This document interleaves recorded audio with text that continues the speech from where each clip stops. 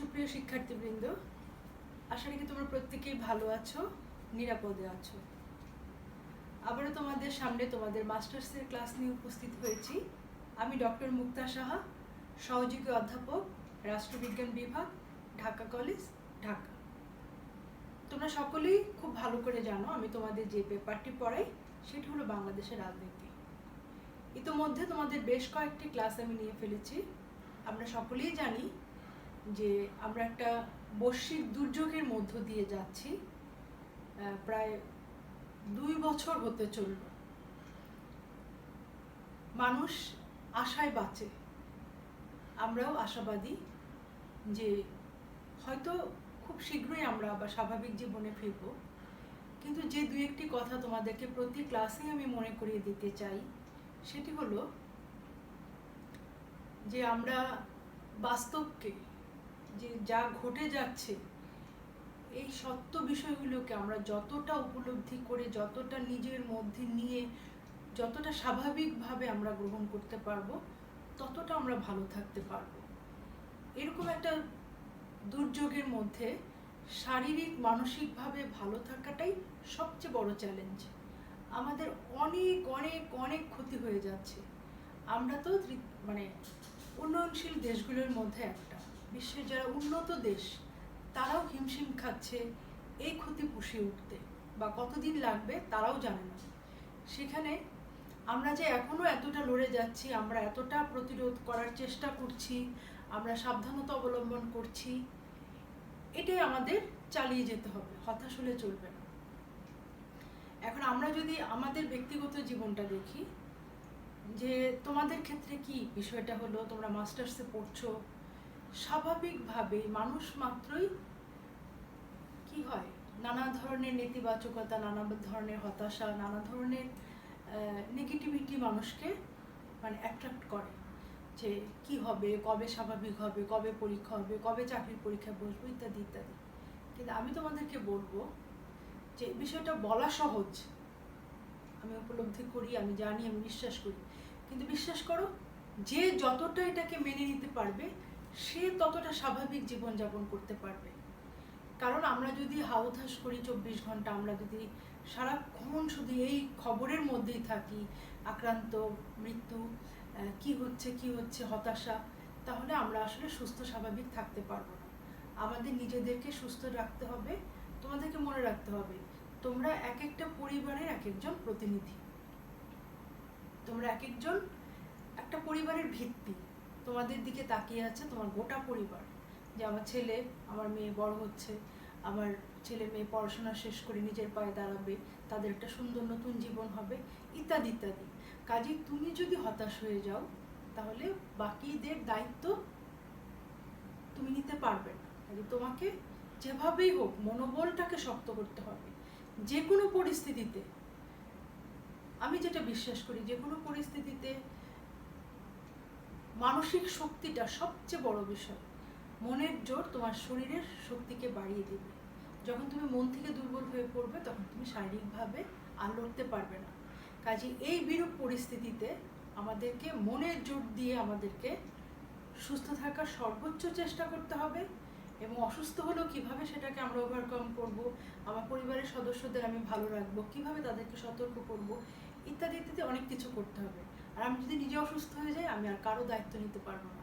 কাজে এখন সবচেয়ে বড় দায়িত্ব নিজে ভালো থাকা, এবং এর পরের দায়িত্ব হলো কাছের মানুষদের ভালো রাখা। এবং এর সবচেয়ে ভালো উপায় হলো কিভাবে নিজেকে একটু ভালো কাজে ব্যস্ত রাখা যায়। তোমাকে সময় পার করতে হবে। তুমি সারাদিন নেগেটিভ চিন্তা করলেও তোমার সময় পার হয়ে যাবে, সারাদিন তুমি এই নেগেটিভ চিন্তাগুলোকে দূরে সরিয়ে ভালো কিছু করার চেষ্টা করলেও তোমার সময় পার হবে। এখন এগুলি বলার মানে হলো তোমাদেরকে একটু মনে করিয়ে দেওয়া যে খুব শীঘ্রই আমরা আশা করব যে খুব শীঘ্রই আমাদের সব কিছু আবার স্বাভাবিক নিয়মে ফিরে আসবে। তখন কিন্তু একদম দ্রুততার সাথে টর্নেডোর গতিতে পড়াশোনা, পরীক্ষা নিয়ে সেশন জট টট কীভাবে কী কমানো যায়, 6 মাসের কোর্স 3 মাসে, 3 মাসের কোর্স 1 মাসে, দেখবি যে এরকম একটা পরিস্থিতি তৈরি হয়ে গেছে। কাজে তোমরা ম্যাচিউর এনাফ, কারণ তোমরা সবচেয়ে সিনিয়র শিক্ষার্থী, তোমরা ম্যাচিউর এনাফ, তোমরা বুঝবে যে কি করে নিজেদেরকে তৈরি করতে হবে। একটু একটু করে তোমরা সময়কে ভাগ করে নিবে, তোমরা একাডেমিক লেখাপড়ার পাশাপাশি চাকরির পরীক্ষার জন্য নিজেদেরকে প্রস্তুত করবে। এবং তোমরা খুব ভালো করে জানো যে তোমরা যদি বিসিএস এর প্রস্তুতি গ্রহণ করো তাহলে তোমাদের সকল ধরনের চাকরির পরীক্ষার জন্য তুমি নিজেকে তৈরি করতে পারবে, এবং সেই প্রস্তুতিটা কিভাবে নিতে হবে সেটাও তোমাদের জানো। তো এটাই আমি তোমাদেরকে অনুরোধ করব যে তোমরা অযথা আসবে, দুশ্চিন্তা আসবে, সেটাকে তুমি সুচিন্তায় পরিণত করে তুমি সময়টাকে সুন্দরভাবে কাজে লাগাবে। তাহলে কি হবে, তুমি সব দিক থেকে ভালো থাকতে পারবে। তুমি তোমরা আমি জানি তোমরা আমাকে অনেক ভালোবাসো, অনেক শ্রদ্ধা করো। আমি তোমাদেরকে অনুরোধ করব একজন সিনিয়র শিক্ষক হিসেবে, তোমাদের একজন অভিভাবক হিসেবে আমার এই পরামর্শটুকু তোমরা গ্রহণ করবে এবং সেটাকে কার্যকরী করবে। তো এখন দেখো যে টপিকগুলি আমি অলরেডি পড়িয়ে ফেলেছি, এটা এমন একটা পেপার যে এই পেপারে এমন কোনো টপিক নাই, এমন কোনো বিষয় নাই যেটা তোমাদের নতুন করে পড়তে হবে। কারণ এই বিষয়গুলি আমরা একদম ছোটবেলা থেকে যে বিভাগেরই হই না কেন, মানবিক, তারপরে তোমার বিজনেস, তারপরে তোমরা বিজ্ঞান বিভাগ, যে বিভাগেরই আমরা হই না কেন, আমরা এই জিনিসগুলি সমাজ বিজ্ঞান বইতে বা জেনারেল বইতে আমরা পড়ে এসছি সব বিষয়গুলি। কিন্তু যে কথাটি তোমাদেরকে আরেকবার মনে করিয়ে দিব সেটা হলো যে একজন 5, 6, 7 শিক্ষার্থী যেভাবে ভাষা আন্দোলন বা অন্যান্য বিষয়গুলি বাংলাদেশের রাজনীতি লিখবে, as a student of MSS final year তোমরা সেভাবে লিখবে না। তোমাদের কাছে আমাদের প্রত্যাশা অনেক বেশি থাকবে যে একই বিষয়কে কিভাবে সুন্দর করে বেশি বেশি তথ্যর মাধ্যমে, তথ্য উপাত্তর মাধ্যমে সেটাকে সমৃদ্ধ করে সুন্দর করে উপস্থাপন করা যায়, সেটা তোমরা ইতিমধ্যে রপ্ত করেছো। এবং যারা নাকি মনে করো যে না আমার এই জিনিসগুলি এখনো আয়ত্তে আসেনি, তাহলে তোমরা কি করবে, বিষয়গুলিকে আয়ত্তে আনার চেষ্টা করবে। আমি চেষ্টা করি তোমাদের প্রতি ক্লাসে কিছু না কিছু টিপস দিতে, কারণ এই যে সিলেবাসের পড়া, এটা তোমরা প্রত্যেক বই খুললেই পেয়ে যাবে।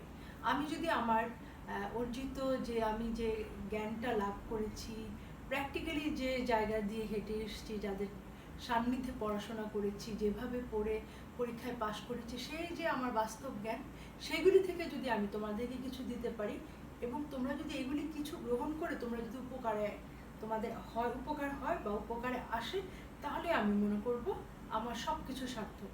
আমি প্রতি ক্লাসেই তোমাদেরকে চিন্তা করি যে কী কী টিপস দিয়ে তোমাদেরকে এনকারেজ করা যায়, তোমাদেরকে একটু চাঙ্গা করা যায়, তোমাদেরকে একটু ডিলাইটেড করা যায়, তোমরা একটু কিভাবে মনের শক্তিটাকে ফিরে পেয়ে আবার তোমরা নতুন উদ্যমে ঝাঁপিয়ে পড়তে পারো। আমরা দেখো, আমরা যদি একদম পেছনের দিকে তাকাই, সেই আমাদের ভাষা আন্দোলন থেকে শুরু করে যত আন্দোলন হয়েছে, সব আন্দোলনে কিন্তু তোমাদের মতো ছাত্র সমাজই এগিয়ে এসছে। কাজেই তোমরা হলে আমাদের ভবিষ্যৎ, তোমরা হলে আমাদের আশা, তোমরা হলে আমাদের ভরসা। কাজেই তোমাদেরকে সেইভাবে তৈরি করতে হবে। আমরা অবশ্যই সৃষ্টিকর্তার কৃপায় এই খারাপ সময়টা আমরা পার হবই হব, উই শ্যাল ওভারকাম। তো এখন আমরা আসি, আজকে আমরা যে টপিকটি পড়ব, এর আগে তোমাদেরকে বলে নেই, ইতিমধ্যে যে টপিকগুলি আমি আলোচনা করেছি তোমাদেরকে সাথে সাথে বলেছি যে সেই টপিকগুলি তোমরা কয়েকটি বই মিলিয়ে তোমরা সুন্দর করে নোট করে নিবে এবং প্রশ্নের নম্বর অনুযায়ী তোমরা নোটস রেডি করবে এবং ভাগ করে নিবে যে কত নম্বরের জন্য তোমরা কিভাবে একটু বড় করবে। কাজে বড় করলে তুমি ছোট করতে পারবে, এবং তোমরা নোটগুলি যদি তৈরি করে ফেলো তাহলে তোমাদের বিষয়গুলি জমবে না। এবং এই যে আজকে যে টপিকটা পড়াচ্ছি, এই টপিকটা তোমরা ক্লাসটা মনোযোগ দিয়ে একবার পড়ে তারপরে তোমরা কয়েকটি বই নিয়ে বসবে। আরেকটি বিষয় হলো যে একটা ক্লাসের মধ্যে একটা বিষয়ে আমরা বা আমি যেটাই বলো না কেন, শুধু কিছু আমরা গাইডলাইন দিয়ে থাকি। এটার ইন ডিটেল যদি পড়াতে যাই তাহলে এটা অনেক সময়ের ব্যাপার। আরেকটা যেটা হচ্ছে যে আমি একতরফাভাবে কথা বলে যাচ্ছি, তোমাদের কোথায় সুবিধা, কোথায় অসুবিধা, কোথায় তোমাদের বুঝতে সমস্যা হচ্ছে, সেটা আমার বোঝার কোনো উপায় নেই। কাজে এই যে ইন্টারাকশনের অভাবটা আমি খুব ফিল করছি, হয়তো অনেকেই ফিল করছে। কাজে যেটা করার নেই সেটা নিয়ে না ভেবে তোমরা কাজে তোমাদেরকে আমরা পুরোপুরি সহযোগিতা করতে পারছি না, ইট মিনস দ্যাট। তো তোমরা কি করবে, এই বিষয়গুলোকে সুন্দর করে স্টাডি করে অনেকগুলি বইপত্র নিয়ে জিনিসগুলিকে একদম ক্লিয়ার ডেসক্রিপশন আকারে সুন্দর করে সাজিয়ে তোমরা একটা নোট করে ফেলবে। এই পয়েন্টসগুলি মনে করো সিম্বলিক, এখানে তোমরা আরও পয়েন্ট যোগ করতে পারো, আরও পয়েন্ট বাদ দিতে পারো। যে কথাগুলি মেইন সেটা হলো তোমার যোগ্যতা, তোমার লেখার স্পিডনেস ইত্যাদি ইত্যাদির উপরে তুমি কতটা বড় করবে সেটা ইট ডিপেন্ডস অন ইউ। তো এইভাবে তোমরা নোট করবে। তো আজকের টপিকে যদি আমরা আসি, আজকের টপিকটা কি দেখো, বাংলাদেশের বর্তমান সংসদীয় গণতন্ত্রের কার্যকারিতা মূল্যায়ন। একটু বিষয়টা বোঝো, আমরা পড়ছি বাংলাদেশ পলিটিক্স। আজকে টপিক হলো বাংলাদেশের বর্তমান সংসদীয় গণতন্ত্রের কার্যকারিতা মূল্যায়ন। এখানে অনেকগুলি বিষয় আমাদেরকে বুঝতে হবে। সংসদীয় গণতন্ত্র বলতে আমরা কি বুঝি দেখো, এখন তোমাদেরকে প্রশ্ন করার কোনো সুযোগ নাই, বারবার শুধু মনে হয় যে তোমাদেরকে একটু জিজ্ঞেস করি। এখন বাংলাদেশে কি ধরনের শাসন ব্যবস্থা চলছে? এখন শাসন ব্যবস্থা কয় ধরনের হয়? শাসন ব্যবস্থা সরকার কিভাবে পরিচালিত হচ্ছে? এই যে সংসদীয় গণতন্ত্র, দেখো সংসদীয় গণতন্ত্র বলতে আমরা কি বুঝি? বাংলাদেশে বর্তমানে সংসদীয় সরকার বিরাজ করছে। তাহলে সরকার আর কি ধরনের হয়? সরকার হতে পারে রাষ্ট্রপতি শাসিত সরকার, আর এক সময় ছিল তত্ত্বাবধায়ক শাসিত সরকার, সেটা বিলোপ হয়েছে। তাহলে রাষ্ট্রপতি শাসিত সরকার বলতে আমরা কি বুঝি? আর সংসদীয় সরকার বা পার্লামেন্টারি ফর্ম অফ গভর্নমেন্ট বলতে আমরা কি বুঝি, বা মন্ত্রী পরিষদ শাসিত সরকার। তাহলে দেখো, যখন একটা দেশে সরকারের প্রধান থাকবে একজন রাষ্ট্রপতি, তখন সেটা হবে রাষ্ট্রপতি শাসিত সরকার ব্যবস্থা। তাহলে দেখো যে বাংলাদেশে এখন রাষ্ট্রপতি নামমাত্র প্রধান, আর সরকার প্রধান হচ্ছেন একজন প্রধানমন্ত্রী। তাহলে সরকার প্রধান এবং রাষ্ট্রপ্রধান দুটোই যখন রাষ্ট্রপতি থাকে তখন সেটা রাষ্ট্রপতি শাসিত সরকার। আর যখন রাষ্ট্রপতি এখন নামমাত্র প্রধান, এখন বাংলাদেশের প্রধানমন্ত্রী হলেন সর্বময় ক্ষমতার অধিকারী। এটা হলো সংসদীয় সরকার ব্যবস্থা, যে ব্যবস্থায় একজন প্রধানমন্ত্রীর নেতৃত্বে বাকি মন্ত্রী পরিষদ গঠিত হবে, সেটা হলো মন্ত্রী পরিষদ শাসিত সরকার ব্যবস্থা। তাহলে দেখো, সংসদীয় গণতন্ত্র বলতে আমরা কি বুঝি, বা বাংলাদেশের জন্য কোন ধরনের সরকার ব্যবস্থা প্রযোজ্য? আমরা জানি যে বাংলাদেশ বহুদলীয় রাজনৈতিক দল দ্বারা পরিচালিত হয়ে থাকে। আমাদের একটা রাজনৈতিক দল না, আমাদের শুধু আওয়ামী লীগ বা আমাদের শুধু বিএনপি, বাংলাদেশ ন্যাশনালিস্ট পার্টি বা বাংলাদেশ জাতীয়তাবাদী দল, আমাদের শুধু এই দুটি দল নয়, আমাদের আরও অনেক রাজনৈতিক দল রয়েছে। তবে প্রধান রাজনৈতিক দলের মধ্যে হলো আওয়ামী লীগ, বিএনপি, জাতীয় পার্টি, জামায়াত ইসলাম ইত্যাদি ইত্যাদি অনেক ধরনের আমাদের রাজনৈতিক দল রয়েছে। তো এই যে রাজনৈতিক দল, এই রাজনৈতিক দলগুলোর মধ্যে কিভাবে তোমার নির্বাচনের মধ্য দিয়ে সংসদীয় গণতন্ত্র প্রতিষ্ঠিত হয়? তো কি হয়, যখন একটা দেশে অনেকগুলো রাজনৈতিক দল থাকে এবং সংসদীয় সরকার যদি প্রতিষ্ঠা করতে যায়, তোমরা জানো যে বাংলাদেশকে 300টা আসনে ভাগ করা হয় এবং এখানে মহিলাদের জন্য নির্ধারিত আসন রয়েছে, সংরক্ষিত আসন। তাহলে এই সংরক্ষিত আসনের জন্য নির্বাচন দরকার হয় না। তাহলে এই 300টা আসনের জন্য যখন সারা দেশটাকে এই 300টা নির্বাচনী এলাকায় ভাগ করা হয়, বিভিন্ন নির্বাচনী এলাকা থেকে বিভিন্ন রাজনৈতিক দল থেকে মানে সদস্যরা নির্বাচনে অংশগ্রহণ করে। এই নির্বাচনের ফলে যে রাজনৈতিক দল সংখ্যাগরিষ্ঠতা পায় তারাই পরবর্তীতে সরকার গঠন করে। যে রাজনৈতিক দল সংখ্যাগরিষ্ঠতা পায় সেই রাজনৈতিক দলের যিনি সভাপতি থাকেন তিনি প্রধানমন্ত্রীর আসন অলংকৃত করেন। তো আমরা স্বাধীনতার পর থেকে যদি তোমরা একটু দেখে আসো যে আমাদের সংসদীয় সরকার ছিল এবং পরবর্তীতে 75-এ বাকশাল কায়েম করা হয় এবং এরপরে বেশ পরে আবার সংসদীয় সরকার ব্যবস্থা পুনঃপ্রবর্তন ঘটে। তাহলে এই ধারাবাহিকতায় তাহলে আমাদের মতো বাংলাদেশের জন্য সবচেয়ে বেশি প্রযোজ্য হলো, সবচেয়ে বেশি মানে সামঞ্জস্যপূর্ণ হলো সংসদীয় সরকার ব্যবস্থা। কেন? এটা আমি এখন তোমাদেরকে ব্যাখ্যা করছি। একমাত্র সংসদীয় ব্যবস্থায় জনগণের অংশগ্রহণ থাকে। কিভাবে? এই যে 300টা আসনে বাংলাদেশকে ভাগ করা হলো নির্বাচনী এরিয়ায়, তাহলে এখানে যারা প্রাপ্তবয়স্ক তারা কি করলেন? ভোটাধিকার প্রয়োগ করলেন। তাহলে জনগণের পরোক্ষ ভোটে জনগণের ভোটে সাংসদরা নির্বাচিত হলেন। এই সাংসদরা পরবর্তীতে কি করলেন? যারা সংখ্যাগরিষ্ঠতা পেল, এরা পরবর্তীতে এসে যে রাজনৈতিক দল সংখ্যাগরিষ্ঠতা পেল সেই রাজনৈতিক দল একত্রিত সব সাংসদ মানে রেজাল্ট করে যে দল সংখ্যাগরিষ্ঠতা পেল তারা সরকার গঠন করল। তাহলে এই যে প্রক্রিয়া, জনগণ কি মনে করে তোমার এলাকায় কি হতে পারে? তোমার এলাকায় এখানে জনগণের অংশগ্রহণটা খুব বেশি গুরুত্বপূর্ণ। কারণ জনগণ মনে করো তোমার একটা রাজনৈতিক এরিয়া, সেটা কুমিল্লা হোক, রাজশাহী হোক, যেটাই হোক, তোমার রাজনৈতিক এরিয়ায় তোমরা এলাকার লোকজন একজনকে সাংসদ হওয়ার জন্য ভোট প্রদান করলে। ভোট প্রদান করার পরে কি হলো? দেখলে যে মানে তিনি যে আশা নিয়ে, যে আকাঙ্ক্ষা নিয়ে, যে উদ্দেশ্য নিয়ে তোমরা তাকে ভোট দিয়েছিলে, যে তিনি এলাকার উন্নয়ন করবে, তিনি অনেক ভালো ভালো কাজ করবে, তিনি অনেক ধরনের সংস্কারমূলক কাজ করবে, তিনি সেই কাজগুলি করছেন না। তবে তোমার এলাকার নির্বাচনে যারা ভোটার তাদের পূর্ণ অধিকার আছে পরবর্তীতে ওই দল থেকে যদি উনি আবার দাঁড়ায় বা যেই দাঁড়ায় তার সম্পর্কে খোঁজখবর নিয়ে তাকে বয়কট করে, কারণ তিনি তার কথা রাখতে পারেন। এভাবে যে আমরা যদি দেখি আমাদের এই যে জনগণের স্বাধীনতা, জনগণ ইচ্ছে করলে ভোট দিবে যাকে পছন্দ ভোট দিবে না। তো এই যে কষ্ট করে, এই যে এত প্রক্রিয়ার মধ্য দিয়ে সারা দেশ থেকে নির্বাচন অনুষ্ঠিত করে তারপরে যখন একটা কম্বাইন একটা রেজাল্ট হলো, এরপরে কি হলো? এরপরে দেখো সংসদ মানে তৈরি হয়ে কার্যকরী হলো এবং সংসদীয় গণতন্ত্র চলতে থাকলো। তো এইভাবে আমাদের দেশে চলছে।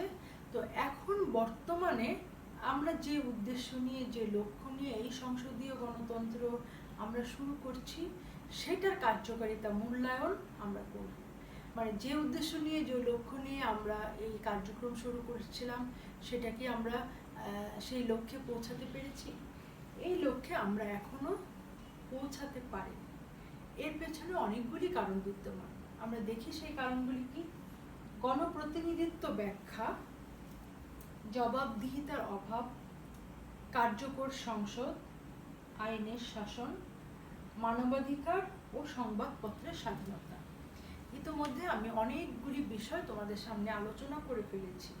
যে এই যে গণপ্রতিনিধিত্ব ব্যাখ্যা, আমি তোমাদেরকে যেটা এতক্ষণ ধরে বললাম, যে একজন প্রতিনিধি তোমরা নির্বাচনের মধ্য দিয়ে তুমি নির্বাচন করলে, এই তোমার এলাকার প্রতিনিধি সংসদে আসলো। তাহলে এই যে সংসদ, এই 300 জন এবং বাকি যে 50 জন যে আমাদের সংরক্ষিত নারী আসন রয়েছে, সেই মিলেই হলো জাতীয় সংসদ। তাই এই 350 জনের মধ্য দিয়ে কিন্তু আমরা টোটাল বাংলাদেশকে জাতীয় সংসদে দেখতে পাচ্ছি। তাহলে এই 350 জনের মধ্য দিয়ে আমরা বাংলাদেশের চিত্রটাকে তুলে ধরতে পারছি। তো এইখানে এই গণপ্রতিনিধিত্ব, যাদেরকে আমরা জনগণের প্রতিনিধি করে পাঠালাম, তারা তাদের দায়িত্ব কতটুকু সঠিকভাবে পালন করতে পারলো কি পারলো না, তারা তাদের কমিটমেন্ট রাখলো কি রাখলো না, এইটা এখন সবচেয়ে মুখ্য বিষয়। আমরা অনেক ক্ষেত্রেই দেখি যে তারা অনেক ক্ষেত্রেই ব্যর্থ হয়েছে, বা অনেক ক্ষেত্রেই অনেক ধরনের তারা কি করে, অনেক ধরনের তারা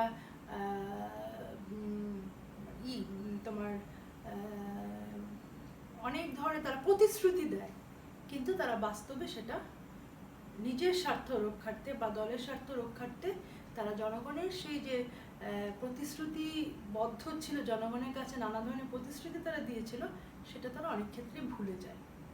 তো এই বিষয়গুলি যে পর্যন্ত এই প্রতিনিধিরা তাদের যে প্রতিশ্রুতি দেয়া, তাদের এলাকায় যে কমিটমেন্ট, তারা এলাকায় যে সমস্যা, তারা এলাকায় যে উন্নয়ন, এই বিষয়গুলিতে যত বেশি তারা ইনভলভ হতে পারবে, যত বেশি তারা নিজের মতো করে, যেরকম আমাদের মানে এই গণতন্ত্র, সংসদ, যাই আমরা এই পড়তে গেলে আমাদের প্রতিনিধি, আমাদের শাসন ব্যবস্থা, এগুলি পড়তে গেলে আমাদের আমরা প্লেটোর কাছে বারবার ফিরে যাই। উনি কি বলেছিলেন যে সকলে শাসক হওয়ার দরকার নেই, যারা শাসক হবে তাদেরকে অনেক ত্যাগ, অনেক তিতিক্ষার মধ্যে দিয়ে আসতে হবে। তাদের ব্যক্তিগত জীবন থাকবে না, পারিবারিক জীবন থাকবে না, তাদের কোনো ব্যক্তিগত সম্পদ থাকবে না। কেন? এগুলি থাকলে তারা কি করবে? তারা মানে মানুষের জন্য নিজেকে উৎসর্গ করতে পারবে না, তাদের পিছু টান থাকবে। ঠিক তেমনি দেখো, এই যে গণপ্রতিনিধিরা, এরা বিভিন্নভাবে নিজেদেরকে নানা ধরনের অসামাজিক কাজে লিপ্ত করে ফেলে, যা করা উচিত না। কেন? তার নানা রকম তাদের পিছুটান থাকে, ভাবে যে আজকে যদি আমি না থাকি, আমি এত বড় একজন মন্ত্রী, আমি না থাকলে আমার পরিবার, আমার সন্তান, আমার আত্মীয় স্বজন, এদের কি হবে? তো কাজে যতটুকু পারি আমি এদের জন্য করে যাই। এরকম নেতিবাচক মানসিকতা থেকে অনেক সময় আমাদের এই সমস্যাগুলি তৈরি হয়। তো এই সমস্যাগুলি কিন্তু পরবর্তীতে কি হয়, এটা এসে জনগণের উপর বর্তায়, যে প্রতিশ্রুতি নিয়ে, যে লক্ষ্য উদ্দেশ্য নিয়ে সরকার গঠন করা হয়েছিল, সেখান থেকে তারা বিচ্যুত হয়, এবং এই বিচ্যুত হওয়ার ফলে কাঙ্ক্ষিত ফলাফলটা তারা পায় না। এই যে দেখো, এখানে এই জবাবদিহিতার অভাব, যে পয়েন্টটা বলেছি, যেখানে গণপ্রতিনিধিরা বা সাংসদরা, যাদের কথাই আমরা বলি না কেন, এরা কিন্তু তাদের সব কাজের জন্য সংসদের কাছে মানে পরোক্ষভাবে যারা তাদেরকে ভোট দিয়ে এই সংসদে পাঠিয়েছে, তাদের কাছে কিন্তু তারা দায়বদ্ধ। কাজে এই জবাবদিহিতার জায়গাটা থেকেও তারা কিন্তু মানে ইচ্ছে করলেই সব কিছু করতে পারে না, বা সবসময় এই জবাবদিহিতাটাও তাদের মানে সঠিকভাবে মানে চাওয়া হয় না। তো তারা বিভিন্ন ধরনের অপকর্ম, বিভিন্ন ধরনের মানে যে কাজটা করা উচিত না, এই কাজগুলি তারা অনেক সময় করে ফেলে, যার জন্য লক্ষ্যটা পূরণ হয় না। সংসদের কার্যকারিতা আমরা জানি যে কি হয়, যে দুই দলের মধ্যে অনেক সময় দেখা যায় যে সংসদে যাওয়ার ব্যাপারে অনীহা, যে দল সরকার গঠন করলো, বিরোধী দলে যারা থাকলো, তারা নানাভাবে সংসদটাকে অকার্য করার নানা রকম প্রক্রিয়া তারা চালাতে থাকে, এবং এই প্রক্রিয়া চালাতে চালাতে সংসদের যে স্বাভাবিক কার্যক্রম সেটা অনেক সময় ব্যাহত হয়, এবং দেখা যায় যে সংসদে তারা উপস্থিত হলেও তারা কি করে, বিভিন্ন ধরনের মানে ইস্যু তুলে কিভাবে সংসদটাকে অকার্যকর করা যায়, কিভাবে মানে স্মুথলি চলাটাকে ব্যাহত করা যায়, সেই চেষ্টাগুলি করে থাকে। এই যে আমাদের ইন্টারনাল যে সমস্যাগুলি এই রাজনৈতিক দলগুলোর মধ্যে, এই সমস্যাগুলি কিন্তু আলটিমেটলি আমাদের জনগণের ক্ষতির কারণ হয়ে দাঁড়ায়। কারণ আমাদের যদি ঘরের মধ্যে আমাদের শত্রু থাকে, তাহলে কিন্তু আমাদের যে লক্ষ্য, সেই লক্ষ্যটা, আমরা দেখো স্বাধীন হয়েছে 1971-এ, আমাদের পরে অনেক দেশ স্বাধীন হয়েও আমাদের চেয়ে অনেক বেশি সামনে এগিয়ে গিয়েছে, কিন্তু আমরা পারিনি। কারণ আমাদের এই সমস্যাগুলি সবচেয়ে বেশি। যখন একটা সাধারণ নির্বাচন হয়, তখন আমরা কি দেখি, যে বিভিন্ন রাজনৈতিক দল এখানে অংশগ্রহণ করছে, যে রাজনৈতিক দল সংখ্যাগরিষ্ঠতা অর্জন করে জয়লাভ করলো, পরের দিন দেখবে যে সংবাদপত্রে আমরা দেখতে পাই যে নির্বাচন অবাধ নিরপেক্ষ হয়েছে, এবং যারা হেরে গেল, যারা পরের অবস্থানে থাকলো, তারা বলবে ব্যাপক কারচুপি হয়েছে। এটা আমাদের একদম নিত্য নৈমিত্তিক একটা জায়গা হয়ে দাঁড়িয়েছে। কাজে আমাদেরকে আমাদের সহনশীলতা, আমাদের পরমত সহিষ্ণুতা, আমাদের সব কিছুই যেন মানে কমে গিয়েছে। এই যে কমে যাওয়াটা, এটাই হলো আমাদের মানে উন্নতির মানে দিকের একটা বড় অন্তরায় বলে আমি না, শুধু আমরা প্রত্যেকেই মনে করি যে এই আমাদের অভ্যন্তরীণ এই সমস্যাগুলিকে আমরা যত তাড়াতাড়ি ওভারকাম করতে পারবো, তত আমরা আরো সামনের দিকে এগিয়ে যেতে পারবো। এরপর দেখো যে আইনের শাসন, আইন আছে, আইন অনুযায়ী শাসন কার্য চলবে, কিন্তু সেই আইনটা সঠিকভাবে প্রয়োগ হচ্ছে কিনা, আইনটা সবার ক্ষেত্রে সমান কিনা, সেই বিষয়গুলি আমাদেরকে নিশ্চিত করতে হবে। এখানে আমি কয়েকটি পয়েন্ট দ্বারা এই আইনের শাসনটাকে লিখেছি। দেখো, আইন দ্বারা রাষ্ট্র নাগরিকদের মধ্যকার সম্পর্ক নিয়ন্ত্রিত হবে। রাষ্ট্র এবং নাগরিকের মধ্যে যে সম্পর্ক, সেটা যেন কোথাও ব্যাহত না হয়, সেটা আইন ঠিক করে দিবে।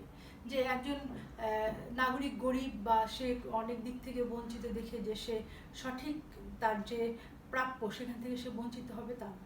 সবার জন্যই আইন সমান হবে। বিচার বিভাগ প্রভাব মুক্ত হয়ে কাজ করবে। বিচার বিভাগ কারো দ্বারা প্রভাবিত হবে না, প্রভাবশালীর দ্বারাও না, সরকার দ্বারাও না, কারো দ্বারা না। প্রভাব মুক্ত হয়ে সে যদি নিরপেক্ষভাবে কাজ করতে পারে তাহলে সঠিক বিচারটা আমরা পাবো। আইনের দৃষ্টিতে সকল নাগরিক সমান, যেটা আমরা মানে এটা একটু অন্যভাবে আলোচনা ব্যাখ্যা করেছি। আর সংবিধান হলো আমাদের মৌলিক অধিকারের জায়গা, আমাদের মৌলিক অধিকার বলবৎ করবে, জনগণের মৌলিক ও নাগরিক অধিকার নিশ্চিত করবে আমাদের সংবিধান। এরপরে দেখো মানবাধিকার ও সংবাদপত্রের স্বাধীনতা। মানুষ হিসাবে আমাদের যে অধিকারটুকু প্রাপ্য সেটা আমরা পাচ্ছি কিনা সেটা আমাদেরকে নিশ্চিত করতে হবে।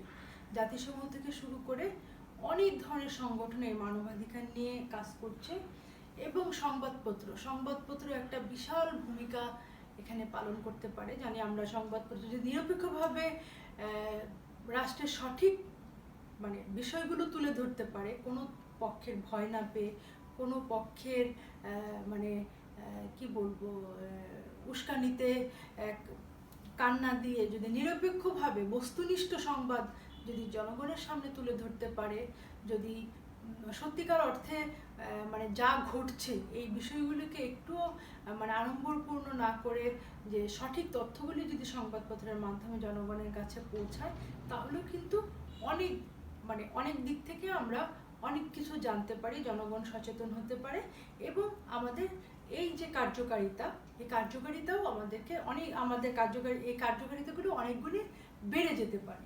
তাহলে আমরা যে বিষয়গুলি দেখলাম, যে সংসদের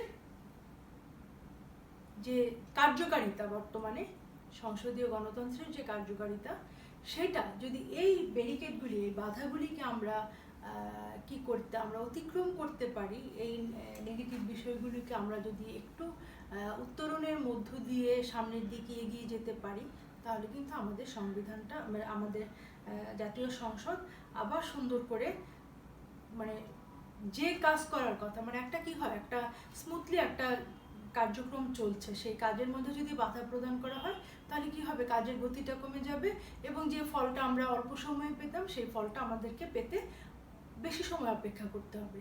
আর যদি কি হয়, যদি যে সময়ের মধ্যে যে কাজটা হওয়া উচিত, এই যে সংসদীয় গণতন্ত্রের মধ্য দিয়ে যে কার্যক্রম চলছে সংসদের, এই কার্যক্রম প্রক্রিয়াটা যদি খুব স্মুথলি চলে, খুব স্মুথলি সুন্দরভাবে এগিয়ে যায়, তাহলে কিন্তু আমাদের যে লক্ষ্য, আমাদের যে উদ্দেশ্য, সেটা আমরা খুব সহজেই আমরা সেটা অর্জন করতে পারবো। কারণ কি, আমাদের মূল লক্ষ্য কি, প্রত্যেকটা রাজনৈতিক দলেরই এটা মাথায় রাখতে হবে যে আমরা যে কষ্টের মধ্য দিয়ে আমাদের দেশের স্বাধীনতার ইতিহাস বা ঐতিহ্য আর অন্য 10টা দেশের মতো নয়।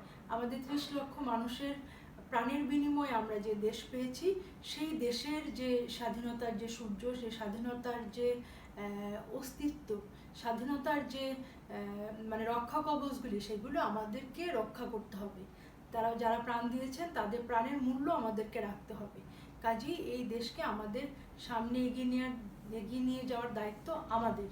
তো কিভাবে সেটা করতে হয়, আমাদের সহনশীলতা বাড়াতে হবে, আমাদের পরমত সহিষ্ণু হতে হবে। আমাদের বিরোধিতা করার জন্য আমরা বিরোধিতা করব না, আমরা কি করব, গঠনমূলক সমালোচনা করব, কিভাবে সার্বিক অর্থে ক্ষতি হচ্ছে আমার দেশের, ক্ষতি হচ্ছে আমার জনগণের, সেই বিষয়গুলিকে মাথায় রেখেই আমরা কার্যক্রম করব। আমরা যে রাজনৈতিক দলে থাকি না কেন, আমাদের মূল লক্ষ্য থাকবে আমার দেশের উন্নয়ন, আমার জনগণের উন্নয়ন। তো এই বিষয়টা খুব কঠিন বিষয় আমি তাও বলবো না, আবার যেটা খুব সহজ সেটাও আমি বলবো না। বিষয়টা আমি চেষ্টা করেছি যতটা সহজ করে, যতটা সুন্দর করে তোমাদের সামনে অল্প সময়ে উপস্থাপন করতে। এখন বাকিটা তোমাদের দায়িত্ব। তোমরা একটু ক্লাসটা শুনবে এবং কয়েকটা বই মিলিয়ে এই নোটটা আজকে কালকের মধ্যে রেডি করে ফেলবে, একটুও ফেলে রাখবে না। সামনের ক্লাসে তোমাদের সামনে আবার নতুন কোনো বিষয় নিয়ে দেখা হবে। সেই পর্যন্ত তোমরা ভালো থাকো, সুস্থ থাকো। শুভরাত্রি।